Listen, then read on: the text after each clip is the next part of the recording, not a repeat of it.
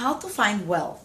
Well, there are a lot of different techniques, astrological, and indications which can indicate abundance and financial opportunities, but I'm going to give you one of the more easy ones to find out that everyone without any astrological knowledge can check for them.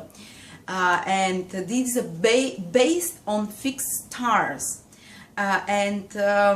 it doesn't mean if you don't have any of those fixed stars prominent in your horoscope, you will not have abundance and financial wealth, not at all, because you might have other combinations which bring this wealth. But usually if you have one of those, or one or two, or sometimes even three of those fixed stars on prominent key positions in your horoscope, you are definitely more likely to have way above average wealth, maybe to become millionaires, so to become quite well off, to have well better than the average people, because the fixed stars, the ancient soul, when they were looking at the skies, they noticed that certain stars emit this influence of abundance and financial abundance. I'm not talking knowledge abundance and wealth, or wealth of friendships. I'm talking the real hardcore thing, you know, the cash, the material resources. And they notice that when they're prominent in the horoscope, the person is given opportunities and the resources and the right conditions in this life to make way above average wealth, to experience wealth in their life. Whether the person does it, it's up to them, but when you have all the resources available, it's usually the person tends to go for it, you know, if it's their fate kind of thing, to experience wealth. And again, I want to remind you, don't get desperate if you don't see these stars in your horoscope. There are other combinations can bring financial success, but if you have those stars, for sure, even if you're now dirt poor, living on the street and drinking out beer cans and begging for money, if you have one of those stars, something will twist and turn in your life and you'll be given the opportunity for financial abundance. And what is first most important, you need to know your time of your birth within at least 10-15 minutes correctly. And then go to the link I'm giving you to the birth chart calculator in my website, astrolada.com, enter your details, place of birth, you know, and everything, and you'll get a chart like that with a table below it. You'll see the table. We'll look at the table this time mostly. And I want you to check where your sun, moon, and ascendant are. You see them, sun, moon, ascendant, opposite them shows the degree and the sign they're situated in your horoscope when you were born, in the sky where they were when you were born.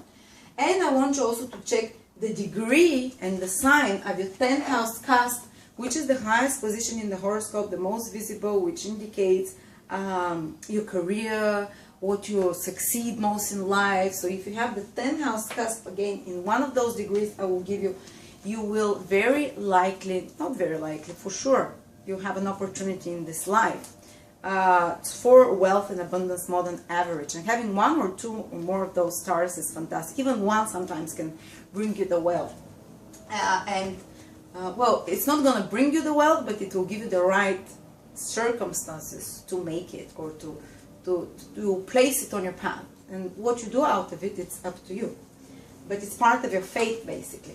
So now, the sun, moon, ascendant, and 10th house cusp, all the lord of the first house, the ascendant lord. Those of you who know a little bit more astrology, they know how to find the ascendant lord. This is the planet that rules the first house, that rules the ascendant. Say if your ascendant is in Pisces, Jupiter will be ascendant lord. If your ascendant is in Cancer, moon will be ascendant lord. There are 7 planets that rule the different signs. So if Lord 1, if it's in one of the following degrees where there are fixed stars, so basically there are a few stars of wealth. The first one of them is regal. They're not going to be written with name on my chart, but if you see the degree, when you know the degree, you can check if the sun, moon, ascendant, the 10th house cusp of the first lord is close within 3 to 4 degrees on each side from that degree that I'm giving you. So, say the first one is, let me just give myself some space here. The first one is regal, which is situated at around 16, 17 degrees in Gemini. So, if you notice that your 10th house cusp is within 16, 17 degrees of Gemini, well, there is an opportunity for you for wealth, in this lifetime. My boyfriend has that, yay. So, I don't have those stars, but And so if you say you have your sun at 14 Gemini, it will show 14 degrees 25 minutes Gemini, or 16. The closer it is to the exact degree, the more of a chance you have, you know. Or if you have your moon at 19 degrees in Gemini, for instance, or if you have your ascendant at 15 degrees in Gemini, you know, 2-3 degrees before, 3 to 4 degrees before and after this particular degree of Gemini. If you have Sun, Moon, Ascendant, 10th house, or Lord of first house, this is wealth planet. This is regal. The next wealth planet is Algol, which is at 25 degrees in Taurus.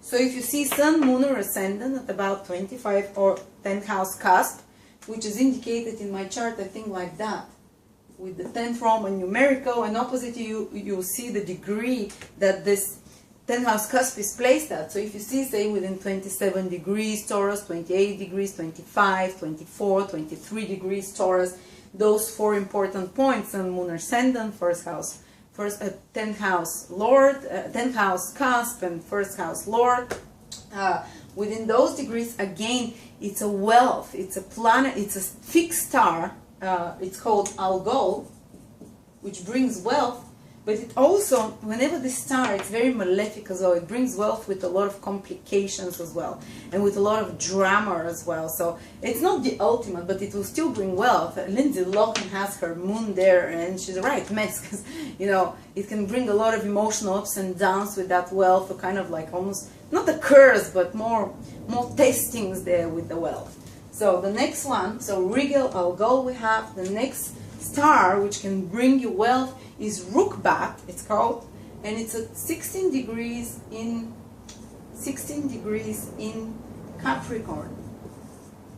So if you see, for instance, you have Sun at 14 Capricorn, Moon or Ascendant at 15, 16, 17, 18 Capricorn, you're very close to the star Rukbat, which again brings wealth. Then the next one is Capella, which is at 21, 22 degrees in Gemini again. Gemini tends to, you know, that sphere of the sky tends to have a bit more wealth, you know, generating, not planets, stars. These are fixed stars. And within, say, if you say within 2-3 degrees of 21 and 22 degrees, the Sun, Moon, Ascendant, or 10th house cusp in Gemini, again, wealth generating planets above average, you know, financial successes. Then there is another one, so this is Rukbat, we have Capella, Regal, Algol, 25 Taurus, and another 2 stars that tend to bring way above average wealth. Sorry, I'm putting them here because I don't have space, but you'll see them on the little table below, those degrees, not the names of the stars, you know. And another star which tends to bring wealth is Aldebaran, which is at about 9-10 degrees in Gemini. Yes, oh my God. Again, Gemini. So, you know, people who, and actually it's been proven statistically that some of the richest people have Gemini in their horoscope nowadays, because in 2000 years, those fixed stars will move into the sign of Taurus, into the sign of Cancer. But for now, they are fixed into the sign of Gemini. So around 9 and 10 degrees of Gemini, Aldebaran is the star. It's very powerful, one of the royal stars, one of the stars which brings not only wealth, but it can bring a very important role and luck as well. It's a very fortunate star, Aldebaran. It brings luck and wealth at the same time. Very, very positive star. It's the eye of the bull, in the constellation of the bull, but in the sign of Gemini.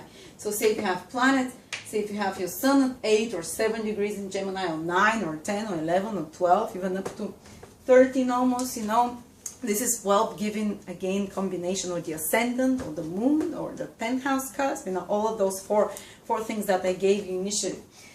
One thing I just want to, and another one is the star Fomalhaut. Fomalhaut, I'm not sure how it's pronounced, but it's at around 3 to 4 degrees in Pisces. It's going to be written like that.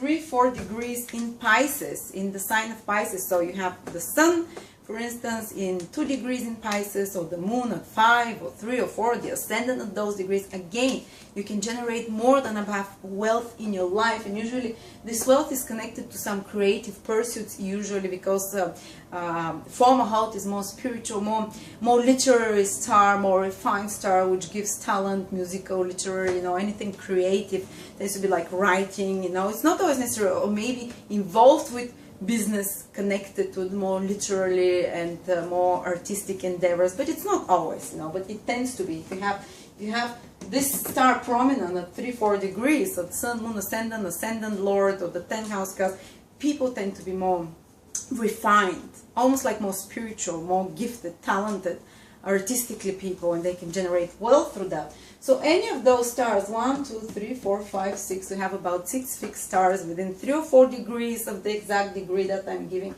If you have the important points, wealth, it will be generated. But I want to warn you something as well.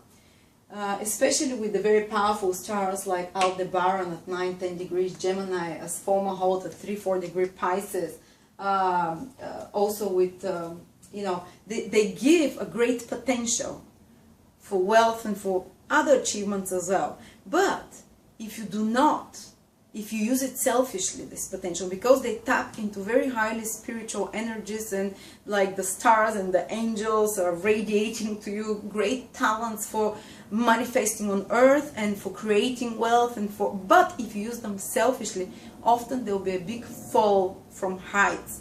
So if someone amassed a great wealth from oil, but it's kind of blood diamonds, or even, you know, porn industry or something in some way that is hurtful for others, these people have a really high fall from a high, because these especially Aldebaran at 9-10 degrees and Fomalhaut, you know, and Algol as well, they'll give you a lot, but if you do not use it in accordance to the spiritual laws for helping others as well, for contributing to society, if you use it just for selfish reasons, you have this wealth for a little bit, but there'll be a big fault, because they carry a lot of it's like when God gives a lot, He expects a lot, and these stars tend to give a lot.